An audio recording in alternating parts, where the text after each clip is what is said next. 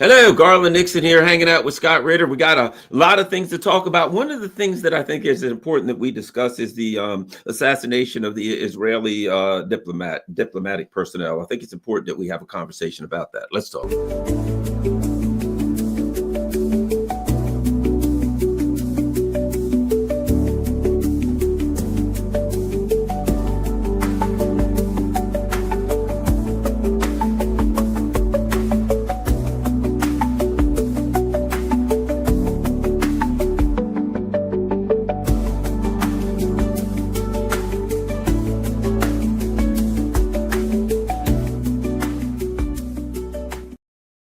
Hello, Garland Nixon here with Scott Ritter, and we got lots to talk about today and important things, and we'll make some people thrilled and we'll make some people pissed. And I guess if I'm not doing that, and if Scott and I are doing that, then we're wasting our time out here.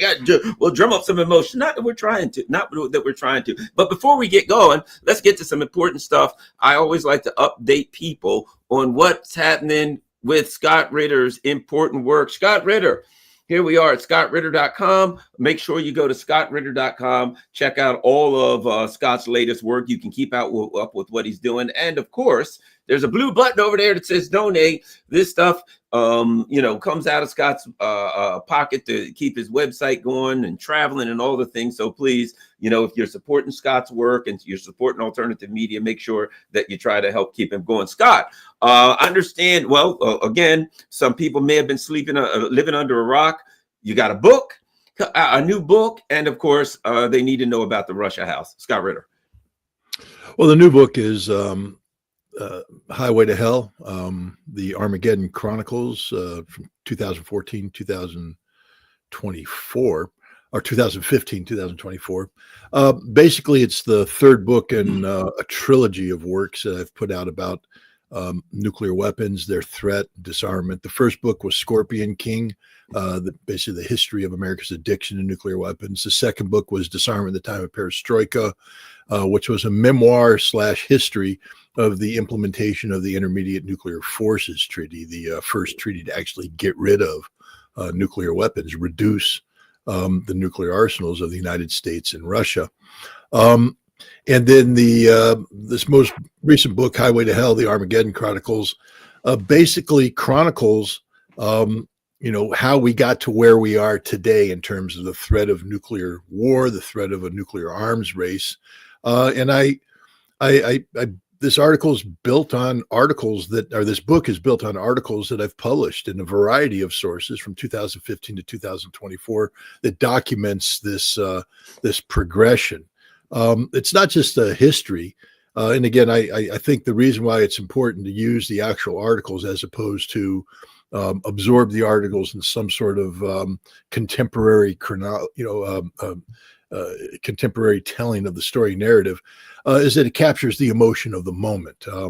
And you'll see that the emotion hasn't changed. It's been furtive and, intense all along because we are talking about the potential of nuclear war, life ending. But the other thing is, this is the book that the FBI didn't want you to read. They seized my computer and they seized the original manuscript. And, when I was struggling on whether I was going to continue this book, the choice was either to try to rewrite something, which is always difficult to do because the way I write is there's a lot of, stream of consciousness. A thought comes into my head and it gets captured on paper. It's very difficult to recreate that process. But then I said, I relied on these articles to create this contemporary narrative. Why don't I just use the articles? And then the book sort of wrote itself literally. So Highway to Hell, the third volume in a trilogy of works on nuclear war, nuclear weapons, and the need for nuclear disarmament. It's out claritypress.com. I think it's also out now. You can get it on Amazon and a variety of other outlets. The Russia House is a interview-based podcast that is out on my Telegram channel. It's exclusive to Telegram. And it's a subscription-based service because I got to pay the people in Russia, and I'm not allowed to pay the people in Russia. So the way they get paid is you subscribe to the Telegram channel, and they produce outstanding work. We've interviewed a large number of very prominent Russian academics, politicians, military officers, historians. With today, this week, we'll be publishing what I call the Lvov moment. That's the interview with Maria Zakharova, who we made this available to everybody. It wasn't hidden behind a paywall, just for people could understand the quality of the work that we are doing here, and maybe encourage them to subscribe. But today this week we are putting out an interview. I think it'll be published today with Andrei Varja. He is, it's the second time we've interviewed him. First time was about the history of Banderists in Western Ukraine. But this one is what I ended up calling the Lvov moment. And, I've been talking about the Odessa moment for some time now, that moment when the Russians are going to make that transition from the special military operation to a larger operation that will result in Ukraine losing Odessa. I said that the Russians will pause, give the Ukrainians a chance to make peace. And if they opt not to, the Russians will move on and take Odessa and the rest of Novorossiya. Well, that just happened in Istanbul. The Russians said, take this deal, you lose 4. You don't take this deal, you lose 8. Just so people understand, it's not a bluff. Yesterday, the Russians broke into the oblast of Dnipropetrovsk, and they'll be advancing there. That's a lost oblast. Kharkov is lost. Mykolaiv will be lost, and so will Odessa. But how do you make peace? And an interesting concept of the Lvov moment, Lvov being a city in Western Ukraine, is it reflects the reality that Ukraine today is not the Ukraine that started in 2022. They've lost tens of millions of people, mainly Eastern Ukrainians, Russian speakers, who have either fled the nation or taken a Russian passport and are citizens of the Russian Federation. This has dramatically altered the demographics of Ukraine today, so that the center of gravity, political gravity, has moved to Lvov, Western Ukraine, where the Banderists are. These aren't, your traditional Orthodox Slavs. These are people who, if they believe in faith, are adherents to the Greek Catholic Church. They hate Russians. They want to kill Russians. They view Russians as subhumans. They have a history of slaughtering Poles, Jews, Belarusians. And this is where we're at. So even if Russia conquers Odessa, Mykolaiv, Dnipropetrovsk, Kharkov, the war won't end until they resolve the Lvov issue, the Lvov question. So the interview speaks of the Lvov moment, meaning that when Russia makes a decision that the solution isn't getting the people in Kiev to decide for peace, but destroying the people in Lvov. So that's where we're at. That's on the Russia House this week, and we will continue to have interviews of this nature. Again, you can subscribe by going to scottritter.com and go to the Russia House, and it'll show you where you can subscribe to it.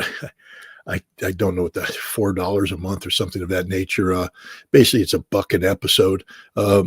This episode is the kind of stuff that people would pay $20, $30 to attend a lecture by this guy, and you're getting the benefit of the knowledge contained in a lecture for less than the price of a cup of coffee. So that we also have Trump Watch. We just published an important interview with Ray McGovern talking about U.S.-Russian relations. Ray just got back from Russia. And about 30 minutes before we did the interview, Vladimir Putin and Donald Trump finished their phone call. So we were able to update on that.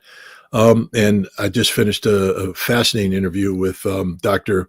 Nomi Prince, an economist, where we talked about tariffs and taxes, and that'll come out next week in an episode I call Taxman.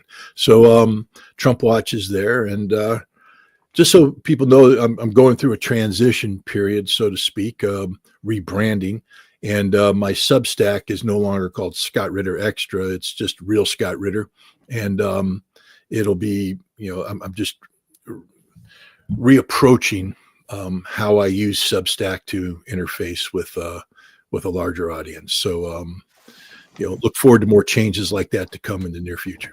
Thanks for updating us, and everybody. Go to scottritter.com and keep up with Scott's work, and where you can donate, and where you can't, just share it all on all your social media platforms. All right, let's get to this big picture.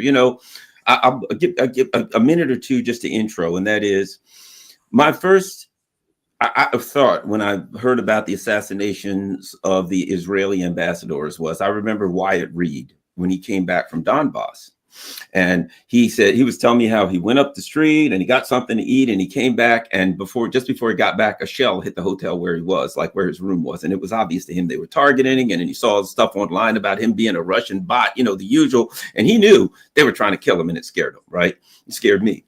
I thought about Dmitry Polyansky, who I've met, the Russian diplomat that I've met, really the nicest guy in the world, and talking to him. And he was talking about, I heard him talk about, coming out of the Russian consulate or whatever it is in New York, and there are people yelling at him and doing all kinds of stuff and calling him names and all that kind of stuff, right? And I thought about the fact that about myself coming out of the Russian embassy. I think it was the May 9th or one of these events. And there were these people out there with these signs that said, Putin equals Hitler. And the guy walks over to me and says, "Oh, what country do you represent? Can I ask what country do you represent?" And I said, "No, you can't." But I respected his First Amendment right to stand there with that sign. And my First Amendment right, he wasn't even mean to him to just say, "No, you can't," because I respected his right. But it was like, "Nah, you can't. I'm not going to interact. I don't agree with you. Do what you're going to do. I'm not going to interact with you," right? And it was, hey, this is an embassy. You got a right to stand outside an embassy and say what you want. And I got a right to go in that embassy, come out. It should be a safe zone. I thought about when the Israelis bombed the Iranian consulate, and I thought, that's criminal. That's wrong. You're screwing it up. During World War II, the Germans, the Japanese, they had embassies in countries that they were bombing and doing all kind of terrible things to. But those were the avenues for some kind of something to happen that may be good or bad or indifferent, right? And so my thing is this. I thought about, like Scott, something brought up, Merit Vet. Scott's name is on there. God knows that. I'm sure they want me dead. And I've traveled in other countries, and if they had their way, they'd rub me in. So I thought, just the other day in Spain or somewhere, this guy that was a former Ukrainian politician, the guy's taking his kid to school, and they shoot the guy. That could be any of us. So my point is, the idea of me supporting political assassinations, of opening a door that I could be on the other end of, Scott could be on the other end of, it could screw things up, there's terrible things up. I disagree with that. I may hate everybody in the embassy. I don't know, but I'm just saying theoretically. I may hate every one of them, but that embassy should be untouchable. And the people in there should be untouchable. Political assassinations, I can never be in favor of. So that's my point, Scott. As I mentioned earlier, I had the honor and privilege of interviewing Ray McGovern earlier this week for Trump Watch, and the discussion was U.S.-Russian relations. But Ray told me up front. He said, "Scott, I know I just came back from Russia. I know that, we just want to talk, but I have a moral obligation to bring up Gaza." Mm-hmm. And I said, "Okay, Ray, I respect that. What I would ask is that we do the interview, and at the end, I will give you plenty of opportunity to bring up Gaza and say what you need." And he did. And his appeal was, as emotional and heartrending as it is possible. I mean, there's a horrible genocide taking place as we speak in Gaza. Just that morning, the morning of the interview, I think the Israelis killed 137 civilians, many of them children, by bombing a refugee camp and a hospital and just doing horrible things. It's the Israeli actions cannot be defended and must be condemned. Must be condemned. And Ray basically laid down the gauntlet and challenged people and said, "What are you doing about Gaza?" And I told Ray, I said, I felt humbled by it because the answer is, I'm not doing enough. But then, I finished because people can think what they want of me. I really don't care, but I have a conscience. And, when I finished with the interview with Ray, I did sit back and say, okay, I've been challenged by Ray. What am I going to do about Gaza? And Ray was talking about vigils and demonstrations and all that. But I thought about the 137 people that were killed. And I know that on that day, there were many vigils and many demonstrations. And there were many demonstrations and vigils the day before when, another certain number of Gazans were killed. And there's demonstrations and vigils today when more Gazans are being killed. And I said, I just don't believe in, I may be a Marine, but I don't believe in just running straight into a brick wall and saying, hey, that's accomplishing something. All it gave me was a sore head. And I said, how do you stop these people from dying? Now, I'm not the Houthi. I can't fire missiles into Israel and compel Israel to start talking about a ceasefire. That's the Houthis' job. And I bring up the Houthi because some people equate what the Houthi are doing with this, what this criminal Rodriguez did. It's not. That's state-on-state violence. It's never a good thing, but sometimes it's justified. And the Houthi have definitely picked the genocide, the convention as something worth defending with more than words. And so I support what the Houthi are doing. I really do. I've said so many, many times. But that doesn't give anybody a green light to murder people. But I wrote Ray an email, and I know he's a busy man. He hasn't responded. Ray, if you're watching this, I'd like your opinion. But I said, Ray, and the reason why this comes up this way is I had interviewed my first issue of Trump Watch was with Alan Dershowitz. And we talked about immigration because of his resume as a constitutional, lawyer. He's one of the best in the country. Taught constitutional law at Harvard University, Harvard Law School. But people are like, why are you talking to him? He's a Zionist and all that. And I've explained this before. Look, I did my due diligence before we agreed to bring him on. And I was fully prepared to have it, if we got into Israel, what to say, what to do, etc. But then I realized that all I'm going to do by doing that is shutting the door on Alan Dershowitz so that he and I will never, ever, ever talk. And while I disagree with almost everything Alan Dershowitz, stands for when it comes to Israel, I recognize that Alan Dershowitz is very well connected to centers of power in the United States and centers of influence in Israel. And that by having, because I debated him, Alan Dershowitz and I debated on this X show, 69 Minutes or whatever. But when and that's the one I prepared for, not our interview was about immigration. But when we finished, I had a civil discussion where I disagreed, but we didn't attack each other. And Alan Dershowitz said an amazing thing. He said, this is the first time since October 7th, 2023, that I've had a discussion about Israel, Palestine, Gaza, etc., that was civil, that didn't, break down into calling names, and was constructive. And I walked away, and Alan said a couple things like, we need to talk about this. We need to talk about this. We need to talk about this. Meaning that there were things, we could disagree on 90%, but there was 10% where we had some agreement. That's 10% more than what demonstrators and vigil watchers are getting. That there's the potential now for me to sit down with Alan Dershowitz and talk about this,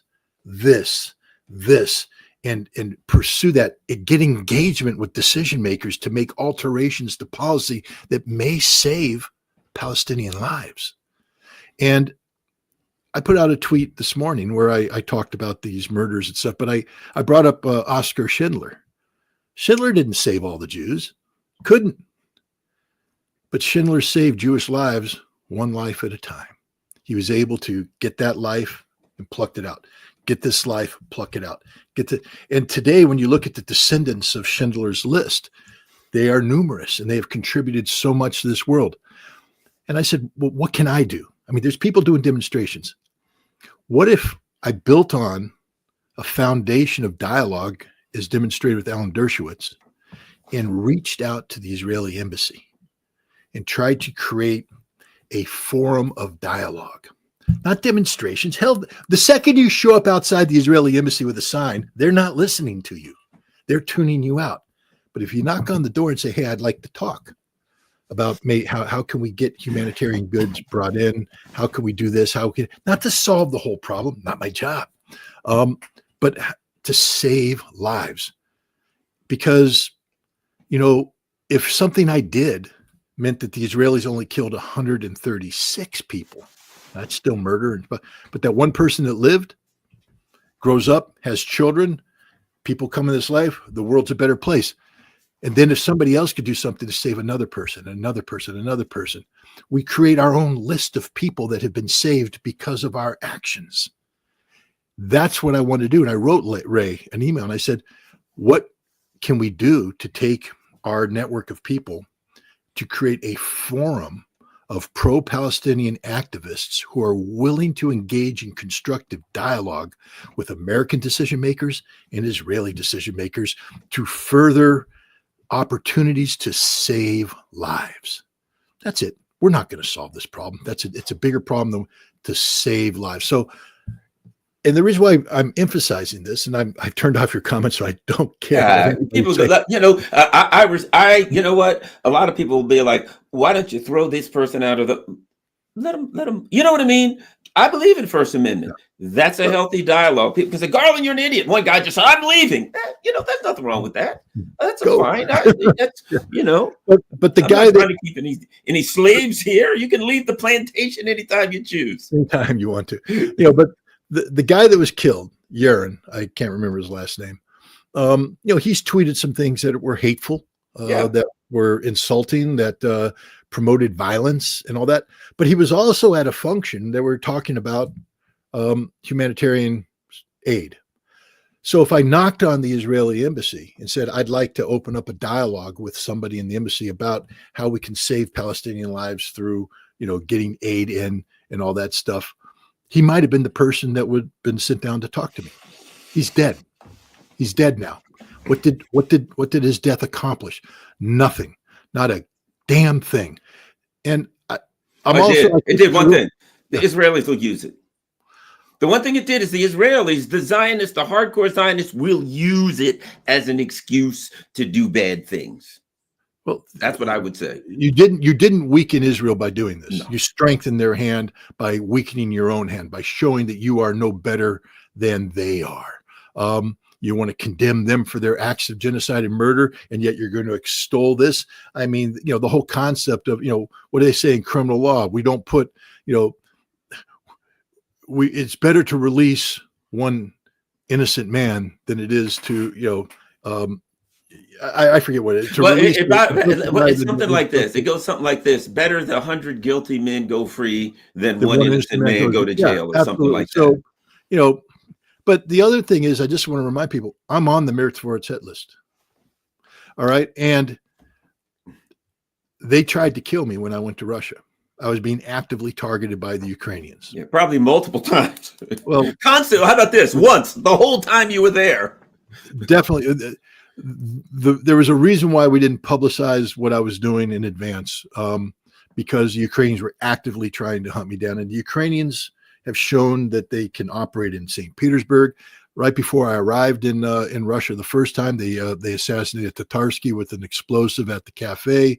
They assassinated a Ukrainian official in Moscow with a silenced pistol.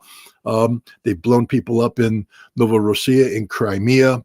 And Crimea was where they were actively trying to get me. They almost canceled the whole Crimea gig because it was active. That's life. I'm not asking for any of your goddamn sympathy because I don't want it. I'm an adult. I do what I do. That's it. But I'm also an American who lives on American soil, 60 miles away from Ellenville, New York, where the organization of Ukrainian nationalist Bandera faction maintains camps where they teach people the art of Ukrainian nationalism. And one of the key tenets that they instruct there is that loyalty to the organization is above everything, including the Constitution of the United States. Their ultimate loyalty is to Bandera.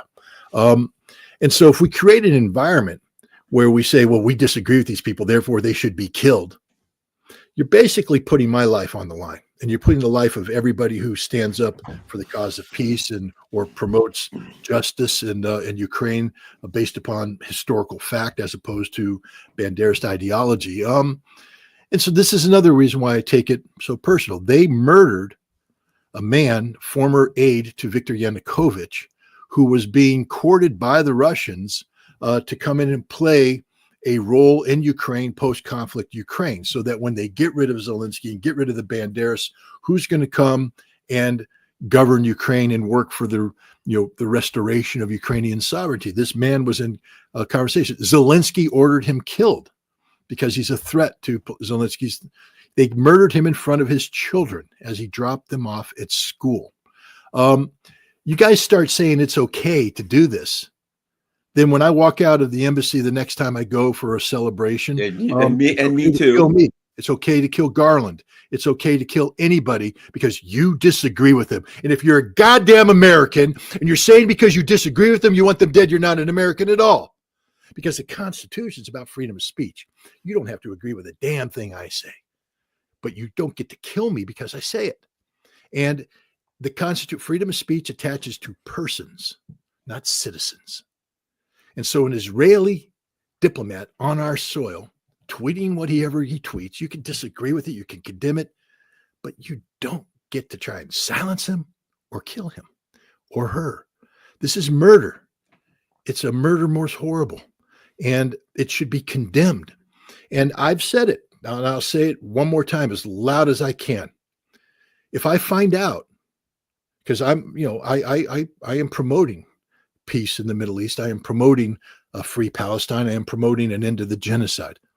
I will never work with anybody who gives a green light to this assassination. I will never work with anybody who greenlighted this assassination for a whole host of reasons. Number one of which it's murder. But number two of which it means you don't give a damn if I get popped either. Because once you greenlight political assassination, it's over. And guess what, guys? That means you're targets too. You're targets too. The next time you go out there and say, Israel's evil, Israel's this, you give an American Jew who is pro-Israeli permission to come up and pop 2 bullets in the back of your head. Because apparently speech is a death sentence now. This is the most un-American. It's murder, and this guy should go to jail, maybe even get the death penalty for it. There's no defense for what he did. And if you're defending this, you're not much of an American in my book. Well, and I'll end up by saying this. There's an old, philosophical issue, and I believe in this.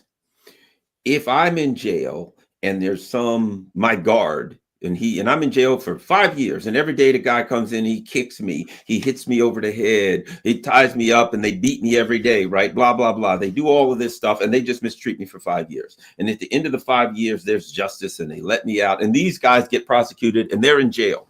And I get the job as the guard, and I'm guarding them. What would I do? Did I believe that it was unjust and what they were doing is wrong, or was I just mad because I didn't get a chance to do it? And now I'm in charge of them, and I'm looking and they're going to say, oh man, this guy's going to beat the hell out of us. And I'm going to say, no, I'm not. I'm not going to do that. You know what I'm going to do? What? Let me read the rule books. You guys, I'm going to do what you should have done. Right. I'm going to read them. I'm mad at you. I'm furious. You knocked my teeth out. You beat me up. You called me names every day. I'm going to read the rule books. The rule book says you get 2 hours of exercise a day. You get 2 hours exercise. It says you will not use foul language or curse or threaten any prisoners. I will not use that. I can't guarantee you on the foul language. I may slip. But you know what I'm saying? I'm going to do what I believe you should have did. Is go by the rules. I don't want revenge. What you did was wrong. And if I do it, I'm just you. And if I look at them and say, man, well, they're terrible, they're horrible, what they're doing, what do you do if you get a chance? I'd shoot them dead, every one of them. Well, no, then I become them. Then I don't really stand for anything. Then I don't really believe in justice. I don't believe in the rules. I believe in vigilante justice. And no, that's not who I am. It's not that I could make an argument that they deserve it. I don't know, but I'm just saying, if I made an argument that they deserve it, here's the argument I make. I'm not the person that's going to do it. That's about who I am and what I believe in. And now everybody, we get all these people, oh, well, the Israelis would do this. Yeah. The Israelis, they don't care. They just shoot people. Precisely. That you're right about that. Right. And that's you want to be like the Israelis. Right. Exactly. And that's what I'm against. I'm not against it because they're doing it. And now that I get the opportunity, I can do it. I'm against it because I don't believe in that. I don't believe if somebody is convicted of murdering 10 people and they go to jail, we have a constitution. And the constitution says you get this, this, this, and this. I believe whatever the sentence is, it should be aligned. I may be furious at them for what they did, but I believe in the rules. And so It's not an emotional thing to me. Maybe I have trouble with emotions anyway, but you know, The last thing I'll just say on this too is, free speech it means that we engage in a dialogue. The people that want to shortcut this dialogue by ending the lives of people they disagree with, what it proves is that you don't have a better idea. It proves the intellectual vacuousness of your existence.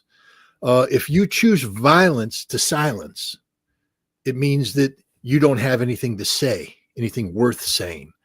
If you disagreed with this guy, Yaron and Sharon, his fiancée to be, you should keep them alive so that you can talk with them, so you can debate them, so that you can have a war of ideas. If you disagree with his tweets, put out a better tweet. Counter it with a better tweet. I watched a fascinating story this morning on Twitter because I wake up early because of the dog, so I scroll through, and it talked about Wendy's and basically how somebody was insulting Wendy's about frozen beef, and the person who was managing the account came back, in a way that her response went viral and it changed. It's $1 billion response. A better idea. A better idea. So that's what I'm encouraging. I'm not sitting here saying ignore Israeli crimes. Never once did that come out of my mouth. They should be condemned. Have better ideas. Don't ever try to silence people. Let them speak, because if their ideas are weak, that gives you a chance every time to counter with the viral tweet, the tweet that goes viral, that gets the attention, that wins the day, that wins the argument. But if you have to use a bullet to make your argument, you don't have an argument to make. Right. And I'll say this lastly. If you want peace in the world, in reality, there's only one thing you can do. One real thing you can do. Be peaceful. Be peaceful. Be peaceful. If you want peace in the world, anybody else can do what I want, but I can be peaceful. And I can say I advocate for peace. Shouldn't people? And I struggle with that every day, Garland. I'd be the first one on it. I mean, I'm not going to sit here. People go, "Well, you're a hypocrite, Scott." Yep. Oh yeah. I am a man of violence. I'm a man of war. This is it's in my DNA. It's all I want to do. The first reaction is always headbutt, knee in the groin, elbows to the face, and kill. But because I'm learning, because I am a cognitive human being, and I am capable of learning and advancing myself, I have come to realize that that is not the answer.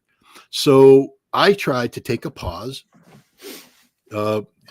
drink something, walk around, pet my dog, not kick the dog, pet the dog. Dogs are a great calming influence on me. When I pick Maverick up, when I'm angry, I can't stay mad because he looks at me with this adorable face, licks me in the nose, and I'm, the world is all right. And then I say, okay, Maverick has got me to calm down. Now I'm going to think about this differently. I'm not a hypocrite, though. I know who I am. I know damn well who I am. And I know that part of me inside felt that this guy got what he deserved. I know that. Right. Yeah. Same here. But I have to overcome that. Just because I know that and part of me believes that doesn't mean it's right. It means it's wrong. I'm fully capable of embracing the wrong thing. What separates me from others who embrace the wrong thing is my ability to say, maybe I need to do better. Maybe I need to be better. And so to be better is to promote, as you said, if you're going to be a man of peace, be a man of peace. As hard as that may be a man of peace. So here's something interesting. Let's talk about, we got some news here about what's happening. And I think it's important to look at this. All right. This is reported. Trump, it says, okay, so following a call with President Putin, Trump held phone calls with, the usuals in Europe. They reportedly insisted that Trump should apply more pressure, demanded the next round of talks must end with an unconditional truce. Trump, however, reportedly indicated that he did not like the use of the term unconditional, particularly in the context of discussing measures to resolve the Ukraine conflict. Yeah, that's called negotiations when it's unconditional. The journal claimed that the European leaders eventually agreed to drop their insistence on the adjective. So apparently what's going on is he talked to Putin, and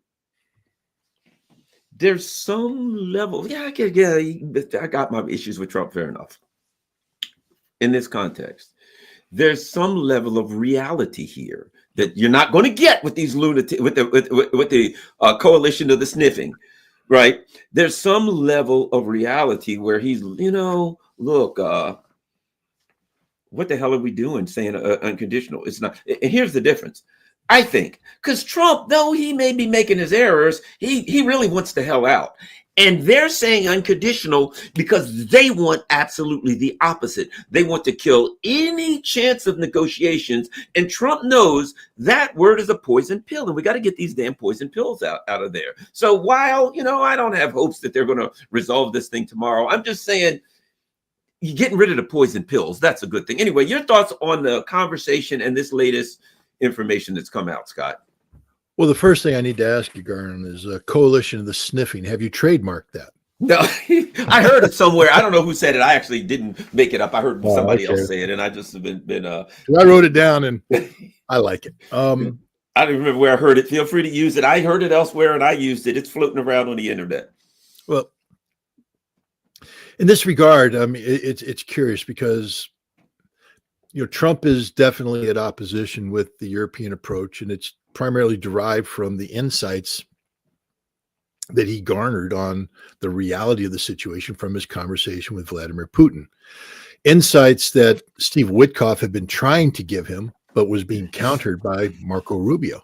And we know this. Look at Marco Rubio testifying for the Congress. I mean, there were some interesting exchanges, especially when Keating tried to get Rubio to call Vladimir Putin a war criminal. To get Marco Rubio to call Vladimir Putin a war criminal. Rubio, he wanted to call him a war criminal, but he couldn't because he realized that would be counter to it. The time will come for an accounting. That means that he believes it. I'm glad they will never make me a car, because if he had responded, I would have said, I need you to, enunciate, tell me one war crime Vladimir Putin has committed. Just one. Prosecutable with fact, one war crime Vladimir Putin. And if you can't, shut up forever about the potential of war crimes, and don't ever try to link Vladimir Putin, in a half-assed way to the potential of war crimes. We'll get them later, but now we have to negotiate, because you just undermine your credibility there. But the other thing is, he said that what's happening is that Russia wants to keep that which it has no right to, and Ukraine wants to get that which it can't get militarily. And again, the ignorance of that statement is beyond belief, because Russia has every right to the territories that belong to Russia. And if you study the history of the incorporation of Kherson, Zaporizhia, Donetsk, and Lugansk, you'll understand that Russia did nothing illegal. Russia did everything legal by the book. This is a war that the United States and Ukraine started, and you pay the consequences once you initiate those actions. But you come down to Trump. I think he's been schooled on a couple realities. One, I think Putin convinced him that the 30-day ceasefire is a non-starter, because all that's going to happen is that Ukraine's going to re-equip, and then Russia's going to have to,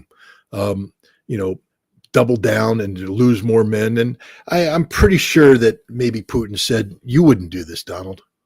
You wouldn't do this. You wouldn't allow this to happen. You're a good leader. I know you're a good leader. And I know damn well that once you engage in a fight with your enemy, that you wouldn't give them a 30-day pause to rebuild their strength so that your troops would have to do it all over again. And I'm convinced that Trump finally went, yeah, you're right. 30 days without it. Because now that's not even being talked about right now. And the other thing that Trump walked away with is that Russia's going to win this war, because he said it. He said it a couple times now. He said, yeah, Russia's going to win this war. No, Russia's going to win this war. And this is bad news for Europe, and this is bad news for Ukraine, because it means that nothing Trump can do can change this outcome. And that the only chance the Ukrainians have now of preventing Russia from going on to the Odessa moment or the Lvov moment is to accept the peace on Russia's terms now. It's the best deal they're ever going to get. And so I think that's where they're at. The problem, though, is that Trump doesn't have the team capable of following through in Europe and with Ukraine. Until he fires Keith Kellogg, until he silences Marco Rubio. I mean, why did you let Rubio testify before the United States Congress that way? It was not conducive to what you're trying to accomplish. It weakened your hand. Until he empowers Witkoff and then listens to Witkoff. And I would bring in J.D. Vance. J.D. Vance should be unleashed on Europe and let J.D. Vance just go in and school Europe on the reality of what's about to happen. Until you're willing to do that, Europe is going to conspire against you, and so will Ukraine. And so I think Trump realizes this. And so he has basically said, yeah, we're not going to do anything for another couple of weeks, maybe a couple of months, and then we'll come back and see. Now, if you say that and you know that Russia's winning on the battlefield, that means that basically you're telling Russia, hey, start solving some of these problems militarily so that the next time we come together, the little yapping Zelensky monkey isn't going to be doing what he's doing, and Europe will be silenced because they got nothing. I mean, Rutte, the Secretary General, he just contradicts himself every time he speaks. He gave a presentation, I think, yesterday, where he said that Russia is producing 4 times the artillery ammunition is all of NATO together. All of NATO means the United States. So Russia's defense industry is producing 4 times the amount of artillery ammunition than all of NATO, that Russia's defense industry is fully mobilized and is producing things. And trust me, if they're producing 4 times as much artillery ammunition, they're probably producing 10 times as many tanks. The West can't catch up, literally can't catch up. Even the best Western predictions of getting their military strength up, they're saying, by 2030, that's 5 years. If you think the Ukraine conflict's going to be going on in 5 years, you're high. Europe can't catch up. The United States doesn't want to catch up because we can't catch up either. Trump just committed to, Golden Shield, this stupid ballistic missile shield that'll never work. It'll cost us trillions of dollars. But if you're going to commit to that, you just gave the conventional U.S. military the kiss of death, because there's going to be no money left over for rebuilding the army, getting tanks up to speed, getting new tanks. The Russians just took apart the German tank, the Leopard 2A, the Leopard A26 or whatever it is. The most advanced tank. I guess they sent in maybe the 7 might be it. But the Russians came back and went, yeah, it can't survive, especially in drones. No tank was designed to survive drone attacks. They're all designed to take on frontal attacks. That's why, for instance, the Javelin, was designed to go over and come in above. That's why the assault breaker munitions that we developed back in the late 70s and 80s to defeat Soviet massed armor attacks were designed to fire these multiple launch rocket systems overhead that would release these submunitions that would come in and strike from the top, because that's how you take out a tank. No tank is built with sufficient armor on the top. And the Russians took apart the German tank and said, yeah, it's dead. We can kill them every single time. And we do kill them every single time. The Russians did say something interesting. Our tanks were built with this in mind, meaning that the Russian tanks are designed to survive, modern drone warfare. Ours aren't. The United States is in a position to build a new battle tank or to refurbish existing battle tanks. We can't afford it. So I think Trump realizes this. And I also think Trump understands that having good relations with Russia is strategically vital for the United States. So he's not going to sacrifice the potential path of diplomatic reconciliation and normalization on the altar of defending Ukraine. I mean, Marco Rubio can talk all he wants about, scrounging up Patriot missiles, but my point is, the way Trump is going, and I've said this before, I'll say it again, Russia is going to be dictating the terms of unconditional surrender to Ukraine, while Marco Rubio is still looking for Patriot missiles to send to Ukraine. That there's nothing you can do to help Ukraine at this point in time. Literally, it's a terminal patient. The best thing to do is put it into hospice care and hold its hand while it dies. Yeah, and the other thing I think is this. The Trump administration, because the bottom line is, you got a people have to recognize the conflict going on in Washington and between Washington and Europe. Because if someone says, "Well, the U.S. doesn't want out of," they want to take Europe, Ukraine out, and they want to do this and that. True. Trump wants out. True.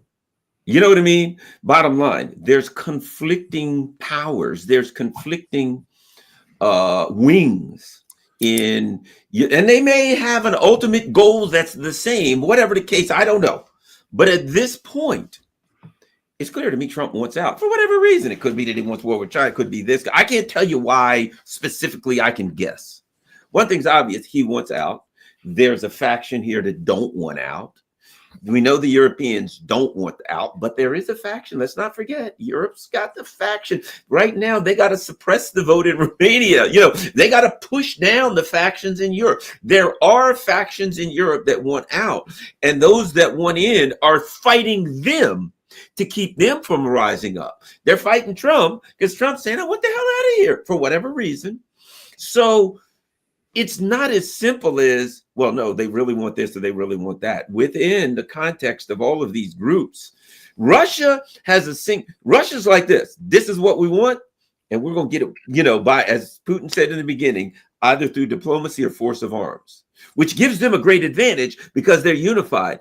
In Europe, over here, there's this push me, pull you fight going on of different people that want different things. The problem they got is Trump wants the hell out. I'm pretty sure that Vance wants the hell out, and I'm about saying this. This is the reason that Joe Biden forbid talking to Russia, because as long as he forbid that, he could say if the Russians win, it's into Poland and on to the whatever, right? It's on to the English Channel. He could say that because nobody talked to Putin. They were like, whatever you do, don't talk to Putin. Why? Because if you talk to the Russians, people it gets reported. The leader, such as Trump, says, "Hey, wait a minute, that ain't what I was told." Again, doesn't it get back to what we're talking about? The importance of having a conversation. Things happen that wouldn't have normally happened. This is why the hell Joe Biden forbid anybody from talking to the Russians, because sooner or later, the American people and the people on the street would find out the Russians want this. This is how they're going to get it. They don't want to attack you. They don't want to kill your family. This is not your fight. Scott. Yeah. It's interesting because I'm the Russians, they say there's an old saying, they're slow to harness, quick to ride. And I'm American, I'm not Russian, but my poor intellectual capacity is slow to harness, but quick to ride. But the harnessing takes some time, meaning that I really do have to dig down into the minutia before I'm comfortable in committing to a certain reaching certain conclusions. But I'm in the latter stages of a larger analysis I've been doing on Europe and trying to explain what's happening in Europe. And when you take a look at Europe in transition, the decade of the 90s was very crucial, the end of the Cold War and how Europe was going to be postured. And the decade of the 90s was dominated by one man, Bill Clinton, and the Clinton policies. And so you saw Europe transition toward an American-led, globalist, centrist political ideology. And you saw Europe gravitate to this, the vision of the EU that is manifested by the people that run the EU today. And then when Bush came in, all he did, because there was 8 years of Bush, it's not as though Europe went, oh, well, now we're going to gravitate back to in fact, that solidified the centrists and the globalists who are saying, we don't want this American unilateralism. We now want to promote even a stronger sense of European identity, et cetera. And then we had Obama come, and they all loved Obama. He just furthered it even more.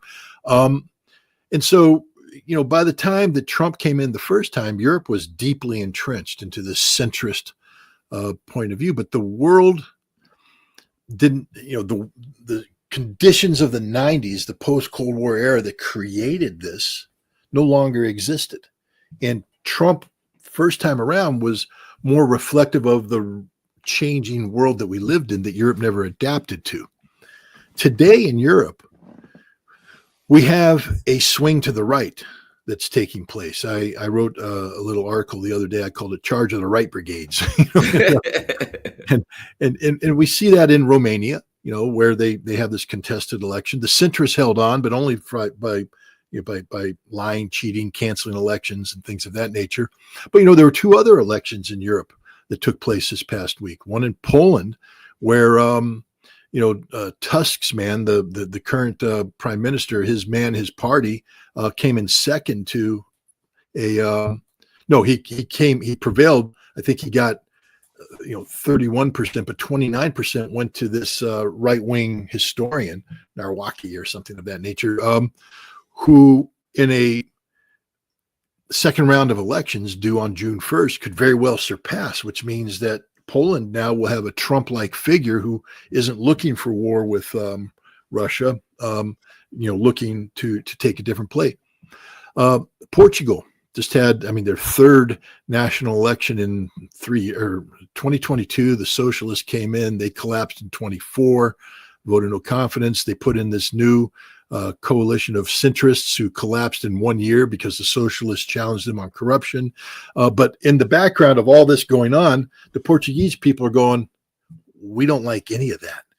And this new party, the Chigar Party, which is a right-wing party, is now coming up. They hold 58 seats in the parliament. They're a political powerhouse. And if this government collapses, as it's likely to do, they're likely to even advance further. Portugal could be swinging to the right. What about UK a couple of weeks ago? UK had major Germany, Marine Le Pen. We're seeing Europe right now. Europe's an empty shell of neoliberal, globalist, centrist ideas, but it's not a solid, dense pack of people thinking the same. Inside, it's fighting amongst itself, and you're seeing Europe move to the right. And so, a move to the right is bad news for NATO, and it's bad news for the European Union. And so we're seeing Europe in this transitory or transitional moment, and I don't think a lot of people are picking up on that because they give face value to these words. Did you see in the German Parliament where Kallas was called out by a German member of European Parliament? No, so my hamster's smarter than you. Basically, she was just sitting there because she is truly a stupid person. Oh my God! Truly, her and Annalena Baerbock, the Nazi princesses, I call them. Yeah, and von der Leyen. Yeah. Well, somebody put something. There was a meme out there. I'm not going to repeat the thing, but basically, it was not very. It was picking on the women, and I will never do that. Because I'll tell you what, for all you people that are going, women can. Maggie Thatcher would have kicked you in the balls and put you on the ground. All right, if you don't think a woman can do the job, Maggie Thatcher was tougher than just about any man in Europe has ever been since Winston Churchill. How about this? For all the issues I had with Merkel, and God knows there were many. But Schultz and these clowns couldn't compare to Merkel as far as running the country and opposing some things that she was against. Lots of issues with Merkel. I'm just saying, in comparison to old Schultz, oh my God! Yeah, to pretend that women can't lead is an ignorant statement, and so that's why I took umbrage. None of the women, all of the women that were on this meme, deserve to be mocked and all that, but you can replace any one of them. Look, Giorgio Meloni, the Italian leader. I don't agree with everything she stands. She'll kick your ass. She doesn't take any BS. She's a hard nose. Trump respects her. Why? Well, A, because she's good looking, and I think he's sexist at heart. But B, she's smart and she's tough. She's tough. Again, you don't have to agree with her. I don't. But you can't sit here and say that she's the same as this Kallas chick or Baerbock or von der Leyen or any of these other moronic lunatics that have risen to higher power in this new European Union. I will say this because it's going to come out later this week. Every week I'm interviewed by it's a Gegenpol. It's a German outlet, and It's primarily for Germany. I went off this week. In fact, I may never get interviewed again, not because of them, but because of Germany. I declared war on Germany, straight up declared war. Oh, unbelievable. They elected this new chancellor who was a Nazi, literal Nazi. And if you're a German and you allow him to talk about the remilitarization of German society, understand that when the next wave of American troops comes across Europe and kills you all, you deserve to die. We should have, if you elect this guy and you let him remilitarize you, if you let him rebuild your military, if you allow him to reindustrialize with a militaristic bent and combine national ideology, and you allow him to orient eastward towards Russia, you deserve everything that's coming to you, because you're no better than the Nazis, whom we should have killed every one of them at the end of the Second World War. Germany is showing its true colors. I got in trouble a little while ago because I said, scratch a German, you get a Nazi. You can't say that. Oh, I'm saying it. There were good Germans in World War II. There were Germans that went to the concentration camps because they opposed Adolf Hitler. They got executed and all that, but not enough of them. The vast majority of Germans just sat in their home and went, oh, I'm a good German. A good German isn't a silent German. And right now we have too many Germans silent about what's going on. You've elected a man who's talking about open warfare with Russia. You've elected a man that's talking about rebuilding a militaristic Germany that my uncle fought against. Now, I'm 63 years old and there's not much left in this body, but I'll tell you what, I'd volunteer to go right across the line of departure and shove a bayonet into the center mass of every German who wants to remilitarize. You're a threat to the world, a literal threat to the world. So I declared war on Germany, and I continue to declare war on Germany. Germany is the number one threat to European peace and security today. The number one threat to European peace and security today is Germany, because they elected a man who believes it's Germany's inherent right to be the most powerful economy and therefore the most powerful military in Europe today. No, Germany, you lost all rights to have a powerful military. You don't have a right to have a powerful military. You had one once before, and we beat you, and we broke your little nation up. And what you're telling me is it was a huge mistake to allow you to unify, because instead of becoming smarter, you became dumber. And I also said this on Gegenpol. When I lived in Germany in the 70s, I lived in a little village of Charlottenbach. Beautiful village. I mean, postcard perfect. And I met a German neighbor, a kid. We were out there kicking a soccer ball around because he couldn't catch a football. And he invited me into his home, to have whatever the hell Germans eat. And we went down to the basement, his father's man cave. Well, it was also his grandfather's man cave. And in the man cave, there were pictures on the wall. And I'm sort of, even that young age, I was a young military historian. I'm going, oh, wow, these are German soldiers in Russia. And I'm looking at their posing all over the place. And then I see the shelf, you see the flags. Oh, that's a Nazi flag. And I see the dagger, and I'm like, oh, that's an SS dagger. Oh, and I'm like, I'm in the home of a freaking Nazi. Yep. And the mother and the father came home. The father came home from work, saw me down the basement, and they kicked me out of the house. And they told the kid, I'm never allowed to be invited back in there. But this isn't an isolated case. My gardener was an elderly German woman, lovely lady. My gardener, my parents' gardener. When I say gardener, I understand we're not rich, but there was a home in Marnheim, because we moved from Charlottenbach to Marnheim, that at the end of World War II, Patton made it the headquarters of the Third Army. And the landlord there was grateful that Patton returned it to him. So what he did is he opened that property up to be rented out to American military families that lived nearby. And my parents were lucky enough to get on the list, and we got that place. It was a beautiful place with a swimming pool, big yard, and it came with a gardener, because there was rose gardens all over the place. And on a rainy day, we drove her back to her home one day, and they had just finished showing the show The Holocaust, which was a 10-part series on the Holocaust in Germany, and it broke Germany. I remember this. They had to have panels of psychologists, because after they showed it, kids were calling up saying, we hate our parents. They never told us about it. They don't teach us in school. You mean my parents killed the Jews? The German kids didn't know that. My generation of German youth weren't aware of that. They were living in blissful ignorance. And we were driving this lady back, Gertrude was her name, and she was in the back, and she was just all that. My dad said, are you okay? And she said, the Jews cannot leave it alone. The Jews cannot leave it alone. And we're like, the Jews? No, the Jews. I went up to Birch's garden. you're not allowed to have Nazi memorabilia. As you walk up Berchtesgaden, this was in 1977, you had men staggered, and they were, older men who would have been in their 20s and 30s during the Second World War. And as you walk up, are you American? Yeah. And they're offering you Nazi coins and Nazi things with the swastika on it. They're Nazis selling Nazi memorabilia. Germany is a Nazi state. They never purged it of it. It is the DNA of every single German out there that is not actively advocating against everything Merkel stands for. If you're a silent German, you're a Nazi. That's my stance on Germany today. I'm done with Germany. I know there's people out there who are listening. They were going to invite me. I've been invited to Berlin to speak in Congress. I'm not going to Germany. Not until you get rid of Merkel, not until you step back this stupidity of this militarization. Germany is the number one threat to European peace and security today, the number one threat, because they haven't learned anything.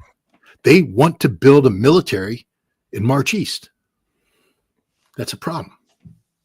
Yeah, there's issues. I'll say this. I don't know that much. I haven't been to Germany. I had someone, I'll just say, that I worked with. And this person lived with a parent who was a senior who was around for World War II. And I was surprised by some of the things this person said. So they were born here, but their parent that they lived with was a German during World War II. And this was 80s, 90s.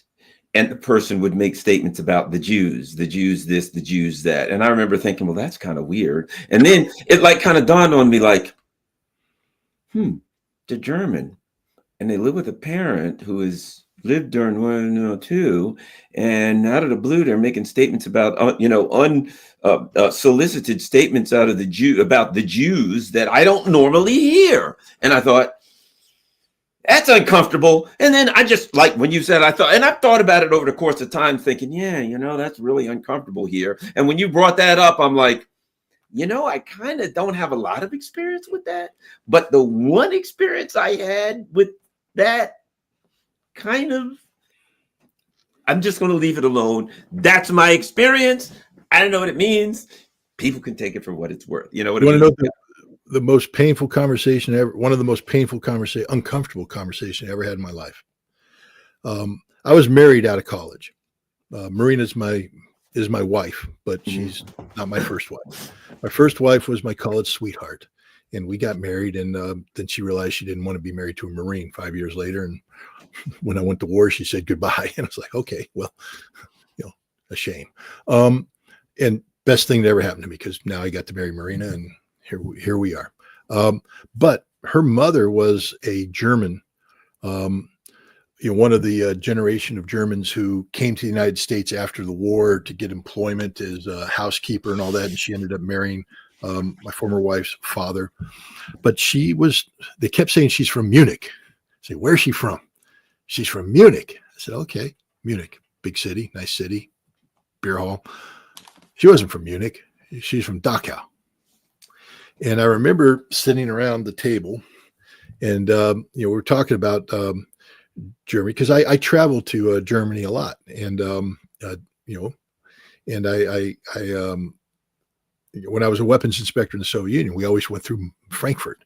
So I was just having a conversation about Germany, and I said, well, where in Munich were you from? Because there's a chance I might go down to Munich during Oktoberfest or something like that. I didn't, but at the time I thought, she says, well, we're from a suburb. I said, well, what suburb are you from? Dachau. I said, Dachau? That sounds familiar. But then I was like, well,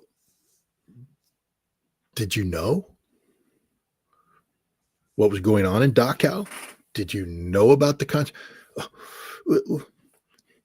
We did not find out until after the Americans came. After the Americans came, we learned about Dachau, and I'm like, but where did you live in Dachau? And I, had a map. She lived right next to the concentration camp. Said, how can you not know? How can you not know? And I'm just like, and she was in tears. She got up and she left, and everybody's staring at me. And I'm like, I'm the bad guy. I'm the bad guy because I'm asking. And that was I was told, never bring that up again. Not a good conversation to have. and all that. Well, okay. I mean, I respect that, but that's the problem with Germany, is they want us to believe they didn't know. And they want us to believe that it won't happen again. And I'm here to tell you right now, they all knew. They all knew.